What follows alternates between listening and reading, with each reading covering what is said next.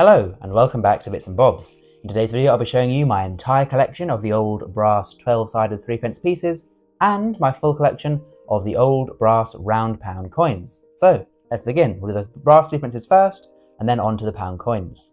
So here we have the King George VI ones. Now prior to these coins we had things like this in circulation, which were the silver threepence piece we can see here. This is from 1942. They were last issued in 1944 for circulation. Then these disappeared, and then in 1937, we had the first one of the brass threepences struck, which were favoured and kept over the silver ones. So here is the first year, 1937, and this design stayed the same for the whole of the reign of King George VI. We have 3 flowering buds of a thrift plant here. Quite an odd plant, a thrift plant, but you know, a nice coin, a nice design nonetheless. So we have the date to the bottom, 1937. And the wording 3p to the top there of the coin. Now this is a 12-sided coin and was the first non-round coin to circulate in England. These coins all bore the picture, or the depiction rather, of King George VI facing to the left, as designed by Humphrey Paget, with the legend around. So there's the first one. We then have 1938, 1939, 1940, 1941. Very nice coins, lovely little coins, very popular with the nation. 1942, 1943, these are World War II issues. 1944, so the D-Day threepence. 1945, so the end of World War II. You know, these coins, although they're just not too valuable, have great history behind them. You know, D-Day, end of World War II, pre-World War II, great history here. We then have 1946. This is a very rare one. This is one that's more numismatically interesting, as 1946 threepence has a mintage of only 620,734. So, you know, well less than 1 million of these produced, and so it's a rarer one and a harder one to find, and it can be worth up to £850 in uncirculated grade. So 850 quid is a lot of money for one of these in the high grade. So a nice coin numismatically.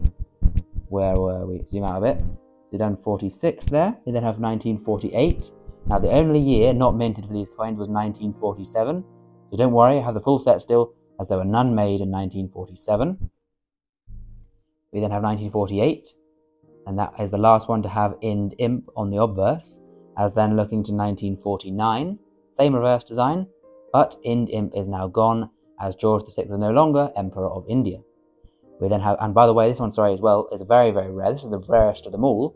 Can't forget that. This is the rarest date to find. If you have any of these old threepences, then keep an eye out for 1949, as that one has a mintage of only 464,000. Very rare indeed, just 464,000, and can be worth up to £925 in the highest of grades. And just looking in the book here, it says in this grade, this one I'd say is, you know, a fine condition coin. It does say it's worth around £10. So still, you know, just a normal average version, £10 to £15. Very, very nice. Then on to 1950. Got the 1950 there. 1951. And then 1952. Of course, February the 6th of this year, King George VI died. And so from this year onwards, or this is the last year, sorry, they featured on these coins. And then after this one onwards, they would of course feature his daughter, the new monarch, Queen Elizabeth II. So let's bring in the Queen Elizabeth II brass threepences. So then, here we have the new design of 1953. We can see there the crowned portcullis with chains either side. And this was designed, if we zoom in very carefully, we can see it's designed by W.G. William Gardner, who also designed the 20p piece of its first release design. Then we can see the date to the bottom and the denomination to the sides. This is the coronation year, so the coin features the wording Brit Om, and the portrait of Queen Elizabeth II here, facing to the right. Now looking to the next year issue, 1954, the exact same design as with all of them, but it has been changed in one respect on the obverse, as Brit Om has now been removed. Now like I say, they're all the same design there. That was 54, we have 55 the year after, we then have 1956, 57, 58, 59, 60, 61, 62, 63, 64, 65, my personal coin is in very nice condition here. uncirculated grade. Very, very nice. Then we have 1966 and 1967. The final year of production for these coins, the final year they're put into circulation. A few years later, there was a farewell to the old money coin set. So there was a penny, half crown, all the old coins, and a brass threepence.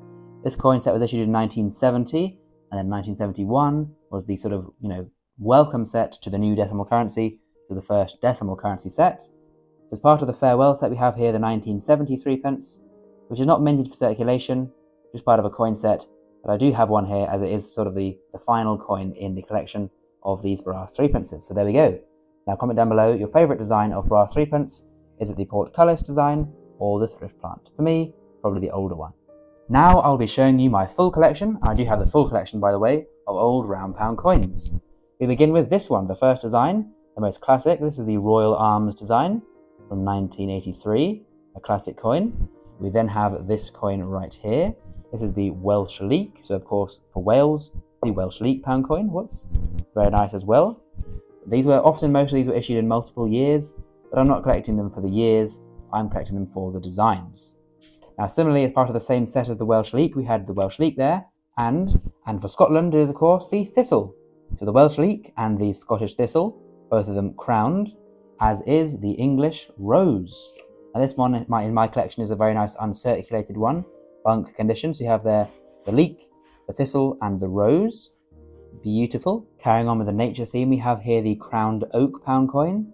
So an oak tree here with the acorns and oak leaves. And there we have the crown, so the crowned oak pound coin.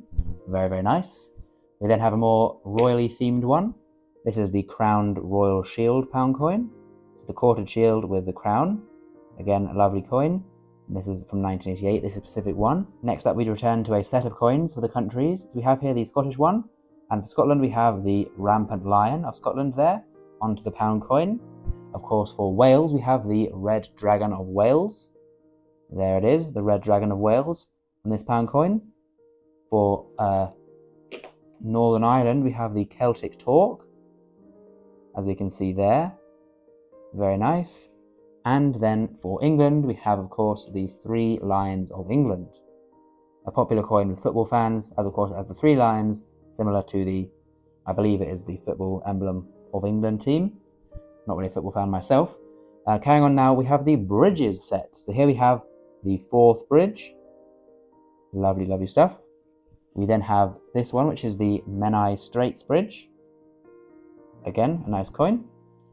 These are all heavily circulated coins, so they're never in great condition. As of course, as with today still, a pound coin is always a good coin to have. This is the Egyptian Railway Arch Bridge. Again, a lovely design. We then have the final bridges coin. This is the Millennium Bridge, as we can see there. A nice coin set of bridges there. Start a new row now. There are 26 of these coins to have the full set, which I do. We then have a more definitive one, a very highly minted one in many years, which is the classic Royal Shield. This is from 2014. These were minted alongside the old designs of coins that made the Royal Shield. And you could have this coin with it to make the shield in one coin and the shield in all the coins. So a cool little idea there. Now then, onto the capital city set, we have Belfast, the capital of Northern Ireland. Bit of something on it, there we are. Belfast, capital of Northern Ireland. We then have the capital of England, which is, of course, London. Not a great design, but there we are. We then have the capital of Wales, which is, of course, Cardiff, as we can see there. A better design for this one. And then, of course, finally, the capital of Scotland, which is Edinburgh, as we can see there. Again, a better design than the London one, but there we go. Now, with another sort of national set of coins for each part of the UK, we have here the Welsh flowers, so the Welsh leek and the Welsh daffodil. A lovely coin, a good one to find in circulation, one of the rarer ones actually. Then for the English version of that coin, you have, of course, the English Royal Oak and the English Rose. A lovely design there. Very nice indeed, once again. Then for the Northern Ireland design, we have here, I believe, another rose, but I'm not quite sure. And this is then, of course, a clover, or a shamrock, rather, for that one, for the Northern Ireland design. And then finally, of course, we have Scotland, which is the thistle and the bluebell for Scotland. Very, very nice. I do like a bluebell actually. Lovely stuff. And the thistle, of course, very classic. 2 coins to go now. The final design for the pound coin in circulation was this. Timothy Node's Royal Arms design. Unicorn of Scotland, Lion of England, crown, quartered shield, garter around, national flowers to the bottom. Absolutely lovely design. This is the last design for circulation of the pound coin. And then similarly to the farewell set of the 1970 threepence, I'll just grab it. Similarly to the farewell issue of threepence, not in circulation, there was a farewell to the round pound with this design here. This is known as the final round pound or the last round pound. And we can see all the national creatures for the UK. So the Lion of England, the Unicorn of Scotland, the Elk for Northern Ireland, and the Red Dragon of Wales. The old pound coins do have edge inscriptions. Most of them read Decus et Tutamen, which means an ornament and a safeguard. Now zooming out just to prove my point, any coin, that one, Decus et Tutamen. Another coin, this one, Decus et Tutamen. I believe they actually, not just most of them, but I believe they all say Decus et Tutamen. And so there we go. I must confess I have fallen off the felt a little bit there, but there we are. There are the 26 designs. And do comment down below which is your favourite of the old round pound coin designs. For me, probably the Royal Arms, as it is a lovely, lovely design. So there we go. Comment down below if you have the full set of each of these styles of coins, the full set of brass threepences from 1937 to 1967, maybe and 70 as well, and the old round pound set, of which there are 26 coins to collect. The nice little sets both to collect, not too much to collect, not too expensive, and nice little denominations of coin and styles of coin to add a full set to your collection rather than, half crowns. Very hard to do a full set of those. Anyway, enough rambling from me. Please leave a like if you've enjoyed, comment down below like I say, and of course subscribe while you're down there as well. Thank you for watching, and we'll see you again soon for some more coins in the future on Bits and Bobs. Bye for now.